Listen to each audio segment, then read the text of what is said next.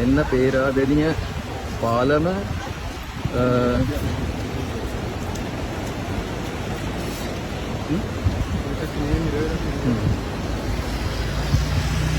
පේරාදෙණිය පාලම අද උදේ වෙද්දි 28 උදේ වෙද්දි තත්වය. ඊයේ තිබ්බ විදිය අද තිබ්බ විදිය අතර වෙනස. හොඳට බලා ගන්න පුළුවන් දැන් කොත්මලේ වතුර ටික තාම හරියට ආවෙත් නැහැ. කොත්මලේ වතුර ටික එද්දි පේරාදෙණිය මොන වගේ විනාශයක් කරාවිද කියලා අපිට කියන්න බෑ. දැනටත් අපි ඔක්කොම කන්ෆියුස් වෙලා ඉන්නේ. හිතා ගන්න බෑ නිකන් හරි අමුතුයි මොකද්ද මේ වෙලාවට තියෙන්නේ කියලා.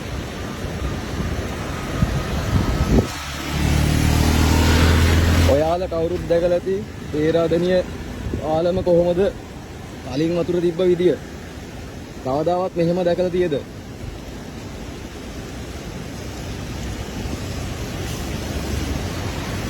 කොහොම යට වෙලා තියෙන්නේ ආයි පේරාදෙණිය පාලම ගැනත් ඇත්තටම කියන්න අමාරුයි මොකක් ඉස්සරහට වෙයිද කියලා.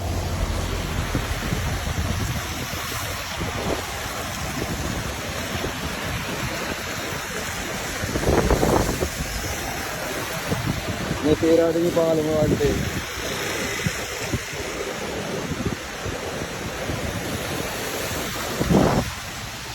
කලින් තිබ්බ වතුර වෙනසයි දැන් තියෙන පාලමයි වතුරේ අතර ලෙවල් එකේ වෙනස පොඩ්ඩක් බලන්න ඔයාලා.